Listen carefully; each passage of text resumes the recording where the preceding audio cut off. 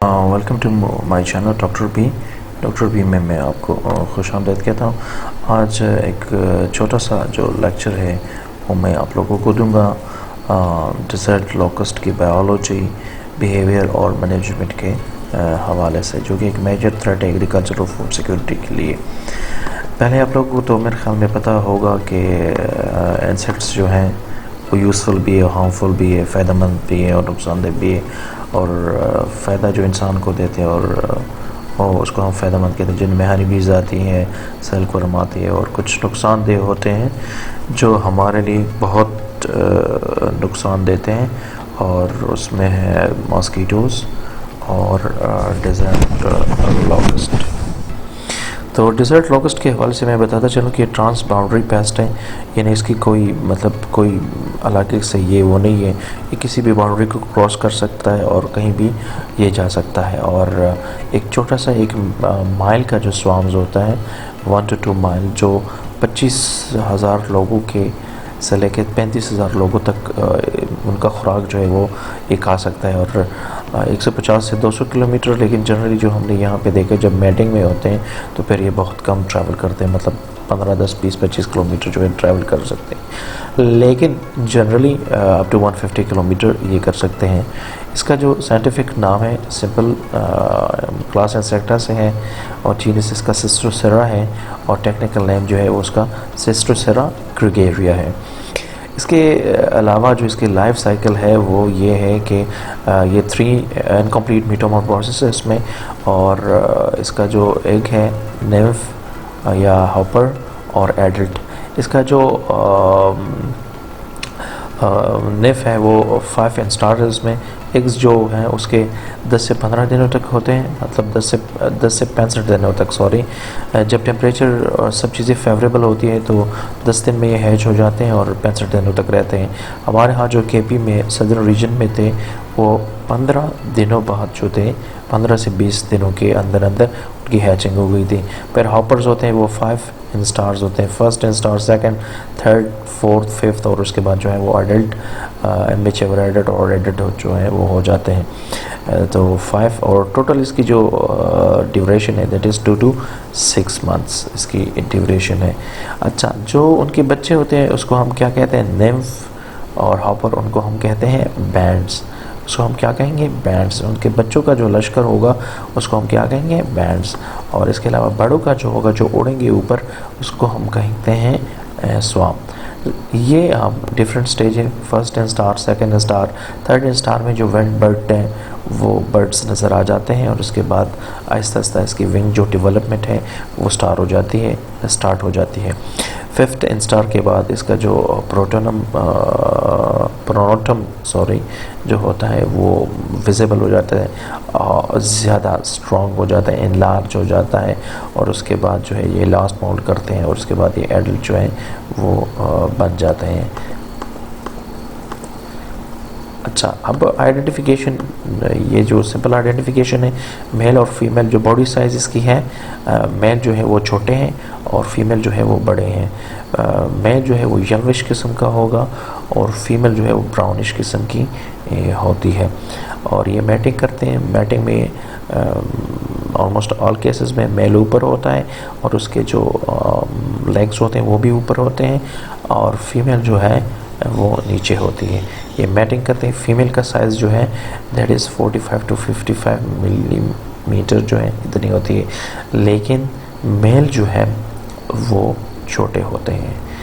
अच्छा, इसके अलावा मैटिंग इसी तरह अगर आप देख लें तो ये बिल्कुल लश्कर की तरह, जिस तरह ये होते हैं इसी तरह ये मैटिंग भी करते हैं। मैटिंग एक सीज़न, एक टाइम होता है इनका, और उसमें ये करते हैं। तो इसकी जो लिविंग मोड ऑफ लिविंग ये वो सिंपल वो है 2 किस्म की लिविंग, सॉल्ट्री जिसको हम तन्हाई वाली कहते हैं, और एक होती है ग्रेगेरियस। तो इसमें फ़र्क भी होता है इसके कलर का। और सॉल्ट्री में ये ग्रीनिश होते हैं इनके जो नेफ होते हैं, और एडल्ट जो होते हैं वो लाइट ब्राउन होते हैं, और ग्रेगेरियस में जो होते हैं वो उनके नेफ जो है वो काले होते हैं, और उनके जो एडल्ट्स होते हैं वो येल्विश होते हैं। इमेच्योर जो एडल्ट्स होते हैं। जो इमेच्योर एडल्ट्स होते हैं ग्रेगेरियस के, वो पिंकिश कलर के होते हैं। अच्छा, बैटिंग और एग लेंग मेनली स्प्रिंग और समर ब्रीडिंग है। स्प्रिंग के लिए पाकिस्तान, इंडिया, ईरान जो है वो बेस्ट हैं, और नॉर्थ वेस्ट अफ्रीका और सऊदी अरब आजकल जो हो गई स्प्रिंग ब्रीडिंग, और यमन। इसके अलावा सूडान, एरिथ्रिया, इथियोपिया, ईस्ट अफ्रीका जो है, और ये इंडो पाक बॉर्डर, इंडिया राजस्थान जो है, पंजाब इंडिया का, वहाँ पे ये समर ब्रीडिंग करते हैं। पहले ये कपल्स बनाते हैं, कपल्स के बाद जो है जब ये मैटिंग कर देते हैं उसके बाद ये अंडे देते हैं, और अंडे के बाद जो है ये एक अपना एब्डोमेन इंसर्ट करते हैं। ओविपोजिटर नहीं कह सकते क्योंकि ओविपोजिटर तो लंग्स होता है, अपना एब्डोमेन नीचे सैंडी सॉइल में। ये जो जिन चीज़ को इनको प्रेफर करते हैं ये सैंडी सॉइल को प्रेफर करते हैं। ये एक वीडियो देख लें, अगर ऊपर अंडे ये देंगे तो वो येल्विश किस्म के जो अंडे हैं वो होंगे ज़्यादातर। अच्छा, ये आप अगले देख लें, येल्विश किस्म के होते हैं। इनिशियली आहिस्ता आहिस्ता डिफरेंट, और ये क्लस्टर्स में होते हैं, एग पॉड इसको कहते हैं। और जब ये हैचिंग के करीब होते हैं तो फिर ये मतलब है कि डार्क कलर के हो जाते हैं। अच्छा, एग लेइंग के लिए मैं आपको एक वीडियो प्ले कर दूं कि किस तरह ये एग लेइंग करते हैं। ये देख लें कि किस तरह ये एग लेइंग करते हैं। मतलब इन्होंने पूरा अपना एब्डोमेन जो है वो नीचे सैंडी सॉइल में उन्होंने इंसर्ट किया हुआ होता है। और ये देख लें, इसी तरह ये ऊपर आते हैं, मतलब हमने उनको खींचा है, और ये नीचे एग लेइंग जो है ये करते हैं। ये लकी मरवत के इलाके में हमने इनको किया, और ये साइड पे जो है ये मैटिंग हो रही है। दो चीज़ें जो ऑलरेडी मैंने बता दी, जो हैचिंग के बाद बच्चे इनके निकलते हैं उसको हम कहते हैं बैंड्स। ये दो टर्मिनोलॉजी है। और जो एडल्ट्स होते हैं थाउजेंड्स में, या आप कहते हैं मिलियंस में, तो उनको हम क्या कहते हैं, स्वाम। 100 किलोमीटर से 150-200 किलोमीटर डिफरेंट जगह पे डिफरेंट बताई जा रही है। हमने जो नोट किया हुआ है वो 40-45 किलोमीटर तक हमने इनका वो नोट किया हुआ है। स्वाम जो है, स्वाम की एक छोटी सी वीडियो में आपको बता दूं कि स्वाम जो है वो इसी तरह स्वाम होता है, इसको स्वाम कहते हैं। ये इसी तरह जो है वो आ रहा होता है। और अब ये एक सवाल हो सकता है कि ये मतलब आए कहाँ से, ये जो है वो आए हैं। तो ये यूजुअली अफ्रीका से होके आते हैं, मिडल ईस्ट, और फिर मिडल ईस्ट से जो है वो फिर आ जाते हैं आगे पाकिस्तान। अच्छा, तो स्वाम इसी तरह आते हैं।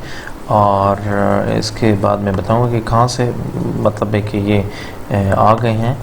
तो ये आते हैं अफ्रीका से, और अफ्रीका से फिर आते हैं मिडल ईस्ट, सऊदी अरब, यमन, ओमान, और उसके बाद ये जो है वो आ जाते हैं पाकिस्तान। और ये FAO की करंट सिचुएशन है कि इसी तरह स्टेटस है। पाकिस्तान जो है डेंजर में ऑलरेडी आ रहा है, और ब्रीडिंग हो रही है, ये गाँव में काशंस है। तो यहाँ से होके ये आते हैं, मतलब यहाँ पे ब्रीडिंग होती है, फिर सऊदी अरब आते हैं, और सऊदी अरब से आगे होके ये पाकिस्तान और इंडिया आ जाते हैं। डेंजरस है जी, इंतहाई डेंजरस है। और हर चीज़ जो है ये कहती, जिस तरह मैंने पहले बता दिया कि 1 माइल का जो स्वाम होता है वो तकरीबन 25,000 लोगों से लेकर 35,000 लोगों तक ये अंदाज़ा लगाया गया है कि इतना खुराक पर डे जो है खा सकता है। अब ये इतना ख़तरनाक है तो इसका कंट्रोल, जी डेफिनेटली हम इसको कंट्रोल कर सकते हैं। इसके लिए हम केमिकल ऑपरेशंस करते हैं। केमिकल ऑपरेशंस में क्या होता है कि आप इसको लेम्डासाइलोथ्रीन जो है उससे कंट्रोल कर सकते हैं, लेम्डासाइलोथ्रीन से कर सकते हैं।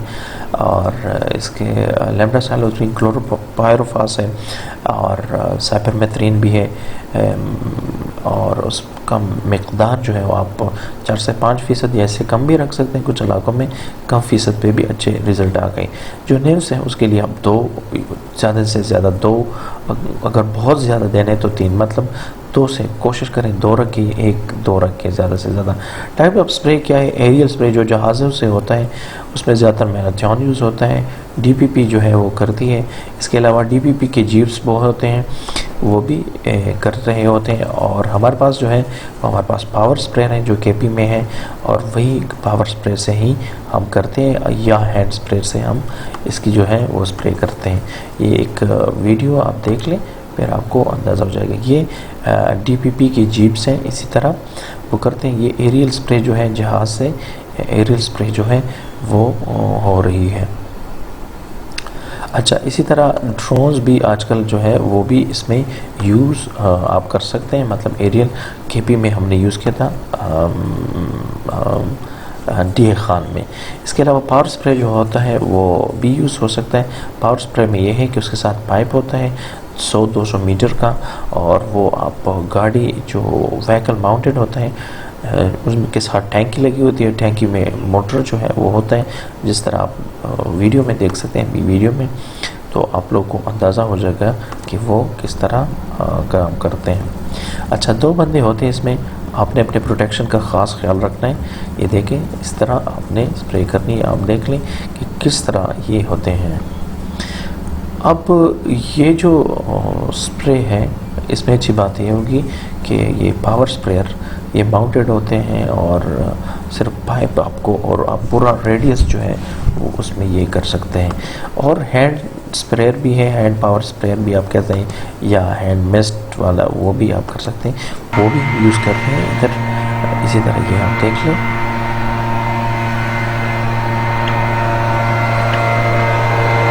ये भी एडिट के लिए भी काम आता है, और ये उस जगह पे आपने यूज़ करना है जहाँ पे आपकी पावर स्प्रे जो है वो नहीं चल रही होती है। इसके अलावा आम ज़मींदारों के पास जो पम्प्स हैं, जिसको नैप्स स्प्रेयर कहते हैं, जनाब वो भी चल सकती है, लेकिन वो जो है वो ज़्यादातर अच्छा काम करती हैं बच्चों में। जो निम्फ्स होते हैं या बैंड्स जो हैं उसमें ये काम कर सकती है। अच्छा, अब आपने स्प्रे कर दिया तो मोर्टेलिटी जो है रिज़ल्ट उसको हम मोर्टेलिटी कहते हैं, तो वो कम से कम इसका लैम्डासाइलोथ्रीन का जो इफ़ेक्ट है वो 1 घंटे बाद आता है। ये नर्व पॉइजन है, सोडियम चैनल को या सिनेप्टिक गैप को ये डिस्टर्ब कर देता है, और इनकी कोऑर्डिनेशन जो है नर्वस सिस्टम को ये ख़राब कर देता है, उसके ऊपर इफ़ेक्ट होता है इसका। तो ये फिर ऐसा होता है कि ये मर जाते हैं उससे घंटे बाद, आधे घंटे बाद स्टार्ट हो जाते हैं। और तकरीबन ये इसमें कुछ ऐसे भी हैं कि 1-2 घंटों तक वो क्या हो सकते हैं, ज़िंदा रह सकते हैं, बल्कि 1-2 दिनों तक 1-2 दिनों तक उसमें ज़िंदा रह सकते हैं, लेकिन वो पैरालाइज होते हैं और वो मूवमेंट जो है वो नहीं कर सकते। तो हमारे लिए नुकसानदेह जो है वो नहीं होती। ये मोर्टेलिटी आप देख लें, ये जस्ट 2 दरख्तों के मोर्टेलिटी है, मतलब 2 दरख्तों पे स्प्रे किया था, इतने ज़्यादा ये होते हैं, और ये पिंकिश स्वाम है। अगला जो है आप इसको कंट्रोल मेथड को आप कह सकते हैं कि मैकेनिकल या कल्चरल, वो ये है कि रिप्रोडक्शन साइट आप तबाह कर लिया, एग की डिस्ट्रक्शन कर लें, या अगर निम्फ है तो इसके लिए ट्रेंचेस जो है वो आप खोद लें। ट्रेंचेस क्या है कि खंद खोदे, उसमें ये चले जाएंगे और उसके ऊपर जो मिट्टी है वो डाल देंगे, तो उसमें केमिकल जो है वो बहुत कम होता है। ये वीडियो आप देख लीजिए, ट्रेंच हमने खोदा हुआ है और उसमें सारे ये जाते हैं, और वहाँ जब ये चले जाते हैं तो फिर उसके ऊपर हम मिट्टी डाल देते हैं और इसको हम मतलब दफन कर देते हैं। ये भी एक तरीका है। ये भी आजकल एक बायोलॉजिकल कंट्रोल भी है, इसका हम यूज़ कर रहे हैं। बायोलॉजिकल कंट्रोल जो है एक अच्छा भी है, और उसके लिए जो मेट्रीसियम एक फंगस है, एक फंगस इसके ऊपर अटैक करता है और ये इन्फेक्ट करता है, उसको 8 से 12 दिन इसमें लगते हैं। एक अच्छा प्रोसेस है, लेकिन ज़मींदार के लिए एक्सेप्टेबल नहीं है। Good but lengthy time factor है। अगर जितने छोटे बच्चे होंगे ज़्यादा इफेक्टिव होगा, जितना बड़ा होगा वो इफ़ेक्टिव इसका वो होता है। टाइम और टेम्परेचर फैक्टर भी इसमें है कि ये ज़्यादा गर्मी में जो है वो ये इतना इफ़ेक्टिव नहीं होगा। 30 डिग्री सेल्सियस तक ये इफ़ेक्टिव होते हैं 15 से, और अगर ज़्यादा टेम्परेचर हो जाए तो इसके स्पोर्स जो हैं इस फंजाई के वो मर जाते हैं। अगला जो है वो है प्रिकॉशनरी मेजर्स पे करते वक्त आपने किसका ख्याल रखना है। पर्सनल प्रोटेक्टिव इक्विपमेंट्स का, लोकल कम्युनिटी को आपने इन्फॉर्म करना है, कभी भी आपने नहार मुँह स्प्रे नहीं करनी है, स्प्रे मैन को आपने रोटेट करना है और स्प्रे के दौरान आपने बिल्कुल खाना पीना नहीं है, विंड डायरेक्शन पे स्प्रे करनी है, उसके अगेंस्ट नहीं करनी है। और जब भी आप स्प्रे कर लें तो उसके बाद आपने अपने कपड़े चेंज कर रहे हैं और मतलब बात जो है नहाना है। अगर पॉइजनिंग हो गई तो क्या है, अगर आई इन्फेक्ट हो गई तो फिर आपने जल्दी उसको हॉस्पिटल लेके जाना है, पानी देना है, पानी से वो साफ़ करना है। अगर रैशेस हो गए, ख़ारिश हो गई तो आप नहा लें। अगर कुछ गोलियाँ जो एंटी एलर्जी होती है वो आप खा लें। अगर उससे भी फाका नहीं हुआ तो फिर आप जो है वो हॉस्पिटल में डॉक्टर के साथ कांटेक्ट कर सकते हैं। इसके अलावा अगर किसी ने मुंह में चला गया या कोई बेहोश हो गया तो उसके लिए एंटीडोट आपके साथ होनी चाहिए। फ़र्स्ट एड बॉक्स में उसमें अच्छा एंटीडोट जो है वो एट्रोपिन है, और या अगर एट्रोपिन नहीं है, लेमन जो है, नींबू आपके पास है तो वो दे दें। जो लोग स्प्रे कर रहे होते हैं तो उसके लिए हम कहते हैं कि वो ज़्यादा से ज़्यादा जो है गर्म मतलब 1 गिलास गर्म दूध पिया करें। और इसके अलावा जो जूस है वो lemon juice, fresh lemon juice जो आप बनाते हैं, और रॉ शुगर गुड़ जो है वो कर सकते हैं ताकि उसके जो इफ़ेक्ट है पेस्टिसाइड के वो मिनिमाइज़ हो सके। और कोशिश करना है कि जिन्होंने 1 या 2 दिन स्प्रे किया उसको 1-2 दिन आप रेस्ट दें और उसके बाद जो है वो चले जाएं। इसी तरह 2 ग्रुप्स बनाएं, उसी में अच्छी बात होगी। तो ये था जनाब हमारा आज का डेजर्ट लोकस की बायोलॉजी, बिहेवियर और मैनेजमेंट के हवाले से एक छोटा सा लेक्चर, ताकि आप लोगों को आइडिया हो सके कि किस तरह कौन सा ये कितना ख़तरनाक पेस्ट है और हम इसको किस तरह कंट्रोल कर सकते हैं। इंशाल्लाह अगले लेक्चर्स में भी हम आपको मालूमात देंगे।